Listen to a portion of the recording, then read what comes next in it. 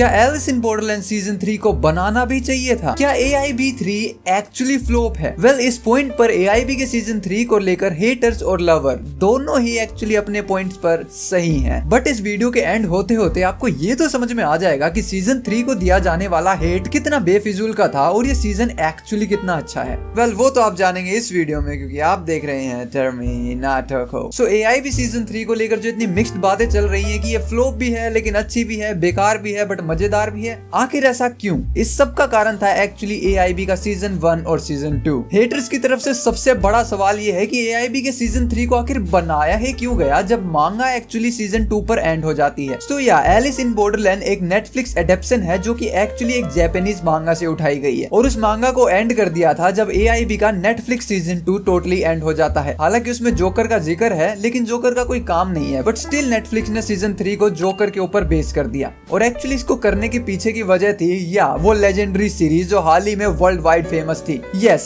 The one and only squid game. Squid game का season 2 एक लंबे इंतजार के बाद में आता है और उसकी हाइप सीजन 1 से बहुत ज्यादा थी क्योंकि उसने इंतजार करवाया सीजन 3 का। अब इसी स्क्विड गेम के सीजन 1, 2, 3 के गेम के बीच में एलिस इन बॉर्डरलैंड आ जाती है। हालांकि AIB का सीजन 1 स्क्विड गेम के सीजन 1 से 1 साल पहले ही रिलीज हो गया था, मगर स्टिल इस सीरीज को कभी भी उस लेवल की हाइप नहीं मिली जिस लेवल की डिजर्व करती थी और कई सालों तक ये टोटली अंडररेटेड थी। और उस टाइम पे इस सीरीज के एक्चुअली सिर्फ लवर्स थे, क्योंकि जिन्होंने इसको देखा था उन्हीं को मालूम था कि ये किस लेवल का बवाल है। बट जैसे ही स्क्विड गेम का सीजन 2 आता है, ये सीरीज भी सुर्खियों में आ जाती है और जिस लेवल की रिस्पेक्ट डिजर्व करती थी उस लेवल तक पहुंचती है। बट इसी पॉइंट पे एक खेल की शुरुआत होती है जो खेल खेला जाता है नेटफ्लिक्स के अंदर। वेल, ये बात नेटफ्लिक्स के लिए अच्छी थी कि उनकी एक अंडररेटेड सीरीज को मौका मिला ऊपर आने का, बट यहीं पर उनके दिमाग में उठती है बहुत बड़ी ग्रीड, क्योंकि squid game world wide number 1 पे थी। जैसे जैसे वो आसमान की ऊंचाइयां छू रही थी, वो साथ में खींच कर ले जा रही थी एलिस इन बॉर्डरलैंड को भी। तो नेटफ्लिक्स के दिमाग में सिर्फ इतनी बात आई कि स्क्विड गेम के सीजन 3 के साथ में अगर हम एलिस इन बॉर्डरलैंड का सीजन 3 निकाल दें तो स्क्विड गेम का सीजन 3 भी AIB के सीजन 3 को वैसे ही खींच कर ले जाएगा जैसे सीजन 1 और सीजन 2 को खींच कर ले गया। तो अगर सिंपल शब्दों में समझाऊं तो here comes the money money money वाला सीन हो गया नेटफ्लिक्स के दिमाग पर। और इसी कारण से हमें दोनों सीरीज के अंदर एक बहुत बड़ी कॉमन चीज देखने को मिलती है, जो कि है दोनों सीजन 3 की थीम। ये बात बिल्कुल भी गलत नहीं होगी अगर मैं कहूं कि बांदा AIB के सीजन 3 में एक्चुअली एक रिक्रूटर का रोल निभाते हैं, जैसा कि सेम स्क्विड गेम में निभाया गया था। क्योंकि मांगा में भी जो जोकर का काम था वो एक फेरी मैन का था, जो कि लोगों को रियल वर्ल्ड से बॉर्डरलैंड तक ले जाने का काम करते थे। और एक्चुअली सीजन का एंड होते होते हमें मालूम पड़ गया कि एक्चुअली बांदा जोकर नहीं थे और वो जस्ट एक फेरी मैन का ही रोल निभाते हैं। वही जब स्क्विड गेम के अंदर बेबी को इंट्रोड्यूस कराया गया, सेम वो हरकत कर दी AIB के सीजन 3 में। और हालांकि ये बेबी वाला कॉन्सेप्ट इतने बुरी तरीके से लिखा गया है जिसको आगे इस वीडियो में क्लियर करूंगा। और नेटफ्लिक्स ने लालच की हदें तो तब पार कर दी जब उन्होंने स्क्विड गेम US से तो लॉन्च किया, चलो वो सीरीज वर्ल्ड वाइड नंबर 1 पे है तो कौन पैसा नहीं छापना चाहता, मगर AIB का भी US से वर्जन। हालांकि कंफर्मेशन कोई सी भी सीरीज की नहीं है कि इनके US से वर्जन आएंगे भी या नहीं, और इसी लालच ने एक्चुअली इस पूरे सीजन को तबाह भी कर दिया। क्योंकि ये लालच इतना बड़ा था कि सीजन 3 को कभी उस लेवल का टाइम नहीं दिया गया जितना टाइम सीजन 1 और सीजन 2 को दिया था। 8-8, 10-10 एपिसोड, घंटे भर के एपिसोड, पूरी स्टोरी को सेटअप किया गया, बहुत सारे डिफरेंट टाइप ऑफ गेम्स, बहुत सारे different type of players, characters, emotions, क्या कुछ नहीं था सीजन 1 और सीजन 2 में। और इस सीरीज को बनाने में अच्छा टाइम भी लगा, जो कि लंबे एपिसोड्स, कैरेक्टर कनेक्शंस को जस्टिफाई करता था। मगर सीजन 3 को बस ऐसे निकाल दिया गया कि स्क्विड गेम का सीजन 3 आ गया, अब जनता को कुछ ऐसा ही देखना है जो स्क्विड गेम से मिलता जुलता हो। और उसके सबसे पास इस वक्त जो सीरीज चल रही थी वो AIB थी। सो नेटफ्लिक्स के दिमाग में था कि जितना जल्दी हो सकता है AIB का सीजन 3 निकाल दो। और इस कारण से सबसे बड़ी प्रॉब्लम हो गई कैरेक्टर अटैचमेंट। महज 6 एपिसोड के अंदर सीजन 3 को एंड कर दिया, जिस कारण से जिस प्लेयर की डेथ हुई उनके साथ कोई कनेक्शन बन ही नहीं पाया। अगर सीजन 3 में भी हमें 10 एपिसोड देखने को मिलते तो आराम से 4 एपिसोड प्रीटी इनफ है जब आप अपने किसी कैरेक्टर को आपकी ऑडियंस के साथ में कनेक्ट करवा सको। लेकिन वो चीज नेटफ्लिक्स ने करनी चाहिए ही नहीं। उस चीज को बहुत जबरदस्ती वे में निकाल दिया गया, सिर्फ छोटे मोटे पास्ट के क्लिप्स को दिखाकर। वेल, स्टिल अगर आपको लगता है कि ये पूरी वीडियो हेट के ऊपर होने वाली है तो नहीं, AIB मेरा फेवरेट है और मेरे को सीजन 3 देखने में बहुत मजा आया। सो डेफिनेटली आप कुछ कैरेक्टर्स के साथ में जरूर अटैच हुए होंगे, जिसमें से मेरे पर्सनल फेवरेट थे तेत्सु। द रीजन इस तेत्सु के कैरेक्टर को इतना प्यारा और अच्छा दिखाया गया, हालांकि ये ड्रग्स से जूझ रहे थे, बट स्टिल जिस तरीके से इन्होंने इतनी गंदी और ना छोड़ पाने वाली आदत को छोड़ने की कोशिश करी वो वाकई काबिले तारीफ थी। पूरी कोशिश करी और लास्ट में एक डाई विद अ स्माइल वाले कॉन्सेप्ट के साथ में तेत्सु भी छोड़कर सबको चले गए। ये कैरेक्टर फनी थे, एंटरटेनिंग थे, ट्राई हार्ड करते थे, ऊपर से ग्रुप के प्लान्स के साथ में चलते थे। इन्होंने नोबू को अलग होने से मना किया था, तो ऐसा नहीं कह सकते हम कि कैरेक्टर के साथ में टोटली कोई अटैचमेंट नहीं था। वहीं दूसरे सबसे मेजर बड़े कैरेक्टर काजुया, वेल हेटर्स तो बोलेंगे कि काजुका और आगुनी बिल्कुल ही सेम थे, बट स्टिल जो कैरेक्टर ने अपना काम था वो टोटली बखूबी तरीके से निभाया और दैट्स व्हाई उनकी डेथ भी एक हार्ट ब्रोकन थी। अपना जो हिसाब था वो उन्होंने चुकता किया, आरिसू की मदद करी। स्टिल कमाल की बात है कि उनको बहुत कम स्क्रीन टाइम दिया गया, लेकिन वो कनेक्शन बनाने में कामयाब रहे। हाँ, वही कुछ और कैरेक्टर्स जिनके साथ में चाहकर भी अटैचमेंट नहीं बन पाया। सबसे बड़े रीजन ब्रदर एंड सिस्टर वाला केस। सो नेटफ्लिक्स ने क्या चाहा कि हम ऑडियंस को 10 मिनट का फ्लैशबैक दिखाएंगे, उनको सेंटिमेंटल कर देंगे और यहाँ पे उनके भैया की गर्दन उड़वा देंगे तो ऑडियंस फूट फूट के रोएगी। तो वेल इसको वो करने में थोड़ा सा कामयाब हुए, क्योंकि लास्ट के अंदर जो इमोशनल सेंटीमेंट वाला सीन दिखाया वो थोड़ा सा दिल को नम कर देता है कि क्योंकि उनकी सिस्टर काफी बुरी तरीके से रो रही थी। सबसे बड़ी प्रॉब्लम जो थी वो थी आरिसू और उसागी की लव स्टोरी। आई मीन एक एपिसोड के अंदर तो ये सब कवर किया जा सकता था। आपने उन दोनों को हॉस्पिटल से उठाया, जनता के सामने सीजन 3 को पेश किया, अब जनता इंतजार में है कि लेट्स गो, और एकदम से आरिसू रियूजी को इंट्रोड्यूस करते हैं, इनसे मिलिए, ये है मेरी वाइफ उसागी। सब कुछ स्किप कर दिया, वो बॉन्डिंग कहाँ है। लेकिन इसी कारण से एआई भी सीजन 3 में एक चीज को जस्टिफाई कर सकता है, वो है उसागी का वो वियर्डो कैरेक्टर। अगर इन दोनों की लव स्टोरी दिखा दी जाती तो उसागी के वियर्डो कैरेक्टर को जस्टिफाई नहीं किया जा सकता था। वेल मैं कौन से कैरेक्टर की बात कर रहा हूँ, वो ये है कि एक्चुअली उसागी ने पूरे सीजन 3 के अंदर रियूजी पर ज्यादा भरोसा किया, जिस शख्सियत से वो कुछ चंद घंटे पहले मिली थी। बट वहीं आरिसू जिसके साथ में उन्होंने शादी भी करी, जो उनके हस्बैंड हैं, उनके साथ रहते हैं, उन पर भरोसा नहीं दिखाया, जिसका कारण यही था कि हमें इनकी लव स्टोरी नहीं दिखाई गई, सो इनका कोई बॉन्डिंग नहीं दिखाया गया, ताकि ऑडियंस को ये ना लगे कि लाइक तुम्हारी इतनी क्रेजी बॉन्डिंग है और तुम अपने हस्बैंड पे ही भरोसा नहीं कर रही हो। उन्होंने रियूजी पर भरोसा कर लिया, उनकी मदद करने लगी, उनके साथ बॉर्डरलैंड भी चली गई, इंटरव्यू कर लिए, वो इंटरव्यू जो कि रिकॉर्ड हो रहे थे और बाद में पब्लिकली जा सकते हैं, लेकिन ये बातें उन्होंने अपने खुद के हस्बैंड को नहीं बताई।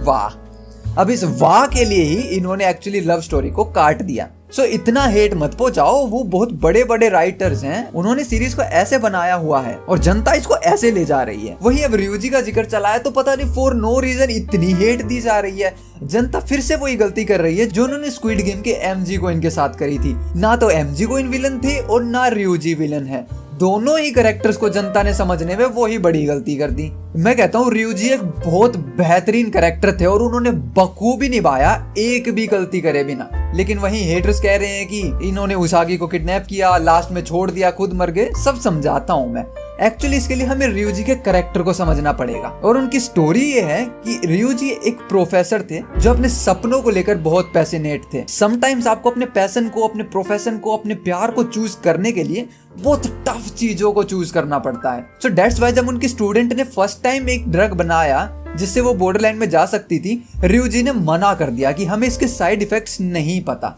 इसी पॉइंट पे कंफर्म हो गया कि ये कैरेक्टर इतने बड़े बेवकूफ नहीं है जो सिर्फ साइकोपंथी कर रहे हैं। बट स्टिल उनके स्टूडेंट ने काफी इन्फ्लुएंस किया तो वो तैयार हो गए, क्योंकि वो भी एट द एंड जाना तो चाहते हैं बॉर्डरलैंड में। बट वहीं पर एक मिस हैपनिंग हो जाती है और उनकी स्टूडेंट कभी भी लौट कर नहीं आती। अब इस पॉइंट पे इंसान दो पर्सनैलिटीज को चूज करता है जो AIB में बखूबी दिखाई गई, एक तेत्सु और एक रियूजी। रियूजी जो थे वो इस एक्सपेरिमेंट के बाद में टोटली क्रैश हो सकते थे, उनकी स्टूडेंट मारी गई, उनका एक्सपेरिमेंट फेल हो गया, तो रियूजी ने इवन उस इंसिडेंट के बाद में अपनी जान लेने की भी कोशिश करी, जिस हादसे में उनकी दोनों पांव खराब हो गए। दैट्स व्हाई उस एक्सपेरिमेंट से पहले वो ठीक थे, बट उसके बाद हमें वो सीधा व्हील चेयर पर नजर आते हैं। बट क्योंकि उसके बावजूद वो अपने रिसर्च को जारी रखते हैं, तो ये चीज दिखाती है कि वो कितने ज्यादा पैशनेट थे और वो हर विक्टिम से तो बात कर ही रहे थे, तभी उन्हें उसागी का पता लगता है। और वही सीरीज में बांदा भी कहते हैं कि वो उसागी के साथ में कनेक्ट होते जा रहे हैं। तो बहुत एक सिंपल सी बात है कि रियूजी एक आम इंसान है और उनको उसागी के साथ में अटैचमेंट हो सकता है, जिसका बहुत बड़ा रीजन ये है कि रियूजी की कभी लव स्टोरी तो दिखाई नहीं।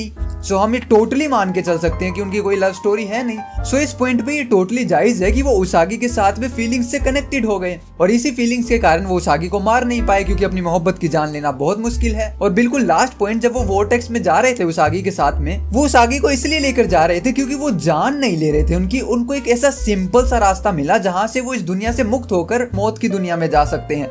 बट स्टिल उन्होंने जैसे ही रियलिटी को समझा तो उस पॉइंट उन्होंने सबसे बड़ा फैसला फैसला लिया। इससे बेहतरीन फैसला एक्चुअली लिखा भी नहीं जा सकता था। उन्होंने उसागी को वहीं छोड़ दिया, यानी कि जो उनकी मोहब्बत थी, उनकी जान नहीं ली, उनको सही सलामत अपने हाथों में छोड़ दिया, जो कि उनकी लव को, उनके फीलिंग्स को टोटली जस्टिफाई करता है। बट स्टिल उन्होंने खुद की जान ले ली, वो खुद वोर्टेक्स में बह गए, जो उनके पैशनेट को टोटली जस्टिफाई करता है। तो इससे बेहतरीन कैरेक्टर को लिखा नहीं जा सकता था। ryuji is the best possible character जो लिखा गया है AIB में। लेकिन अब जो बेवकूफ सिर्फ हेट देना चाहते हैं, उनको कुछ नहीं समझ में आया इस कैरेक्टर का। वो बिना सर पैर की बातें कि कभी जान नहीं ली, कभी खुद पानी में बह गया, कभी धोखा नहीं दिया, कभी बंदूक रखी तुम्हारे। अब कुछ भी बोलोगे और मेरी प्यारी जनता मान लेगी। टर्मिनेटर ऐसे ही थोड़ी बैठा है इधर। वहीं अब इस सीजन की एंडिंग को समझने में फिर जनता ने बड़ी गलती कर दी। अब क्योंकि जब AIB सीजन 3 का ट्रेलर आया ना, उससे पहले जनता का ये रोना था कि इस सीरीज को एक रिपीटेटिव मोड पे ना डाल दें। अगर AIB ऐसा कर देता तो फिर जनता रोने लगती कि अरे यार ये तो सब कुछ रिपीट हो गया, सेम वही गेम्स थे और कुछ ऐसा मजा नहीं आया सीजन में, ऐसा कुछ ऐसा नया कुछ इंट्रोड्यूस नहीं कराया, वहां रोने लगते। अब क्योंकि सीजन 3 टोटली नया है, और नया क्यों है, ये गेम्स एक्चुअली सीजन 1 और सीजन 2 से टोटली डिफरेंट हैं, क्योंकि ये इंडिविजुअल गेम्स नहीं है, ये एक टूर्नामेंट है। That's why सभी प्लेयर एक एंड वाले एरिना में इकट्ठा होते हैं, और यहीं पर इस सीरीज में बहुत कुछ छुपा हुआ है, हिडन रखा गया है जानबूझकर। और वो छोटी सी चीज हमें पता लगती है बांदा और याबा की वो छोटी सी 2 मिनट की टॉकिंग के अंदर, जब याबा कहते हैं कि तुम आरिसू को यहाँ पे सिर्फ इसलिए लाना चाहते थे क्योंकि हमारे पास बढ़िया प्लेयर्स नहीं है। और इस बात पे याबा एग्री करते हैं और ये बात बोलते हैं कि खेल के मैं जिस पड़ाव पे हूँ वहां पर भी कोई अच्छे प्लेयर्स नहीं है। तो इससे हमें समझ में आता है कि याबा एक्चुअली गेम्स को खेल रहे हैं, बट क्योंकि अगर ये टूर्नामेंट था, सभी के सभी प्लेयर्स एक जगह इकट्ठा हुए थे, तो याबा क्यों नहीं आए इन सभी के बीच में। और आप मेरे को ये कह रहे हो कि बांदा और याबा जो इस सीजन का बहुत बड़ा रोल निभाते हैं, वहाँ याबा का सिर्फ 2 मिनट स्क्रीन टाइम और 4 डायलॉग्स दिए AIB ने ना। ये दिखाया गया, मगर इसके साथ में चीजें छुपाई गई जो आपको देखनी थी, लेकिन खुली आंखों से जनता देख नहीं पा रही है। इस बात को अभी क्लियर करता हूँ कि एक्चुअली ये जो सारे गेम्स खेले गए, ये जोकर के गेम नहीं थे, ये सारे गेम बांदा के गेम्स थे। ये सब बांदा ने डिजाइन किया, वो सिर्फ आरिसू को यहाँ पर लाना चाहते थे। और जो एक्चुअल बॉर्डरलैंड के गेम्स हैं वो अभी भी चल रहे हैं, जिन गेम्स को याबा खेल रहे हैं। अब थोड़ा सा समझ में आया आपको कि आखिर क्यों याबा को रखा गया, जब उनको 2 मिनट का स्क्रीन टाइम और 4 डायलॉग देने थे। ये चीज दिखाने के लिए, सिर्फ ये छोटा सा पॉइंट दिखाने के लिए कि एक्चुअली गेम्स हैं बॉर्डरलैंड में, जिनके गेम मास्टर भी हैं, जो हमें सीजन 1 और सीजन 2 में दिखाया गया था, वो एयरशिप्स भी हैं, वो सब कुछ है, बट एक टोटली अलग बॉर्डरलैंड में। बॉर्डरलैंड इनफाइनाइट है, वो एक वर्चुअल दुनिया है। जब आप पूरा बॉर्डरलैंड सिर्फ अपने दिमाग के तौर पर डिस्ट्रॉय कर सकते हो, तो दिमाग के तौर पर बना भी सकते हो और बेहद तक बना सकते हो। और फाइनल स्टेटमेंट में मेरा सबसे बड़ा पॉइंट, इसलिए जब बांदा मारे गए, जोकर कार्ड डिस्ट्रॉय नहीं होता है, वो वॉचमैन भी नहीं मारे गए। और उन वॉचमैन ने तो साफ कर दिया कि ये जोकर सिर्फ एक कार्ड है, ये कोई शख्सियत नहीं, कोई इंसान नहीं जिसको हराया जा सकता हो। और अब जनता यहाँ पागल हो गई है कि ये कार्ड है, इंसान नहीं है। अब मेरी बात सुनो, अगर एक इंसान को अगर ले आते ना यहाँ पे, ये जो वॉचमैन थे, इनको एज ए जोकर इंट्रोड्यूस कराया जाता, तो जनता रोने लगती है अलग से कि ये कौन शख्सियत है, हम तो पहले दिन से इंतजार कर रहे थे कि जोकर कोई मिस्टीरियस होगा, तुमने कोई भी कैरेक्टर उठाया और जोकर बना दिया। तो देखो, हेटर तो हर जगह हेट ही फैलाएंगे। मैं कहता हूँ बहुत प्यारा डिसीजन था कि इस रैंडम शख्सियत को जोकर नहीं बनाया और मांगा की थीम को बरकरार रखा, क्योंकि मैंने स्टार्टिंग में ही बोला कि जोकर एक्चुअली एक फेरीमैन है। और यहाँ पर भी सेम बात बोली गई है, बस फेरीमैन का यूज नहीं किया। उन्होंने क्या बोला है, जोकर कोई इंसान नहीं है, वो एक पहरेदार है इन दोनों जगहों के बीच का, जिंदगी और मौत के बीच का। सेम जो फेरीमैन करते थे, जिंदगी और मौत के बीच से प्लेयर को लेके जाते थे। तो इसमें जनता को क्या नहीं समझ में आया, मेरे समझ नहीं आ रहा है क्यों इतनी हेट दी जा रही है बेफिजूल की। लेकिन मैंने स्टार्टिंग में ही कहा था कि इस पॉइंट पे हेटर्स और लवर एक्चुअली दोनों ही सही हैं। तो कुछ ऐसे पॉइंट जो इस सीरीज के अंदर एक्चुअली थोड़े से अजीब थे, कि जब उसागी ट्रेन वाले गेम में आई तो उनको एक एज ए इंडिविजुअल ट्रीट किया गया, उनको 5 ऑक्सीजन सिलेंडर दिए गए। लेकिन वहीं उसागी जब लास्ट राउंड में आई तो उनके बेबी को भी उनके साथ इंक्लूड किया गया और उनको 2 रिस्ट बैंड दिए गए। तो एक्चुअली आप ऐसा करने भी कैसे वाले थे कि सिर्फ उसागी का बेबी मारा जाए और उसागी ना मारी जाए। और अगर एक्चुअली बेबी को मारने के लिए उसागी की भी जान ले ली जाती तो ये टोटली चीटिंग कहलाती कि एक प्लेयर के पॉइंट 0 है लेकिन आपने 2 प्लेयर्स की जान ले ली। तो ये चीज एक्चुअली थोड़ी सी डिगमिगाई हुई थी। साथ में वही ज़ॉम्बी वाले कार्ड के अंदर एक्चुअली वैक्सीनेशन कार्ड को कभी दिखाया ही नहीं गया। हाँ, क्या आपने नोटिस किया, वैक्सीनेशन कार्ड था बट कभी यूज ही नहीं हुआ। किसी एक सिंगल इंडिविजुअल प्लेयर के पास में वैक्सीनेशन कार्ड है ही नहीं। आई मीन एक छोटा सा सीन रखा जा सकता था जहाँ बिल्कुल स्टार्टिंग में एक ज़ॉम्बी को ट्रीट कर देते, तो वो भी थोड़ा सा डिगमिगाया सीन लगा। बट स्टिल जो लोग कह रहे हैं कि जो बांदा ने लास्ट में हरकत करी है जब आरिसो को वो मारने लग रहे थे, तो ये किस टाइप की फीलिंग्स ले रहे हैं। तो या ये एक्चुअली वही है जो आप लोग समझ रहे हैं जिसको ऑर्गेज्म भी बोलते हैं, और ये एक टाइप की किंक है जो कि लोग एक्चुअली फील करते हैं। ऑर्गेज्म सिर्फ उस चीज में हिट नहीं होता जब कोई किसी की जान लेता है, किसी को मारता है, टॉर्चर करता है, वो ज्यादा गोर को फील करता है। तो ऐसी ऐसी अजीब अजीब किंग्स हैं जो आपको एक्चुअली ऑर्गेज्म हिट कराती हैं, जो कि हमने 8 शो के अंदर 8th फ्लोर की लेडी के साथ में देखा था। जब वो सभी प्लेयर्स को टॉर्चर होता हुआ देख रही थी तो उनको भी ये हिट हुआ था। तो ये एक टाइप की किंक है, ये ऐसा नहीं है कि ये क्या बेफिजूल के एक्सप्रेशंस हैं, ये सही एक्सप्रेशंस हैं और सब जस्टिफाइड भी है इधर। वही last but not least joker card के बारे में जैसे मैंने समझाया, वहां पे भी काफी मिस्टीरियस चीजें बनी हुई हैं कि हमारे वॉचमैन ने कहा था कि अभी यहाँ पर बहुत से लोग आने बाकी हैं जिसका मेरे से कोई लेना देना नहीं है। तो ये चीज मिस्ट्री बनाई हुई है। अब इस चीज को ये मत बोलो कि ये सीजन अनक्लियर्ड है, मिस्ट्री रखी है, फॉर सम रीजन रखी होंगी। हो सकता है यूएसए वर्जन को एक्चुअली लॉन्च करना हो इन्हें। एटलीस्ट इस सीजन की बहुत प्यारी हैप्पी एंडिंग दी गई है।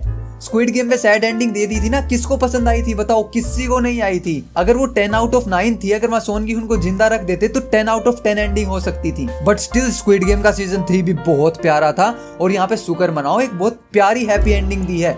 और अंत भला तो सब भला, लास्ट के अंदर चीसिया, आगुनी, निरागी सबको दिखाया गया, पूरी नॉस्टैल्जिक चीजों को हिट कराया। इससे बेहतरीन एंडिंग नहीं दे सकते। तो अगर एक्चुअली कुछ करना है तो वो इस चैनल को भी सब्सक्राइब करो। इतनी लंबी वीडियो देख रहे हो तो मजा तो आया ही है। लाइक, सब्सक्राइब, हाइप, ये तीनों बहुत इंपॉर्टेंट है। 3 सेकंड के अंदर तीनों चीजें हो सकती हैं, फटाफट से कर दो। आपकी विचारधारा कमेंट सेक्शन में जरूर लिखिएगा, क्योंकि आप देख रहे थे टर्मिनेटर को। मिलते हैं नेक्स्ट वीडियो में। लाइक, सब्सक्राइब, शेयर, हाइप सब कुछ करता हूँ। Peace out.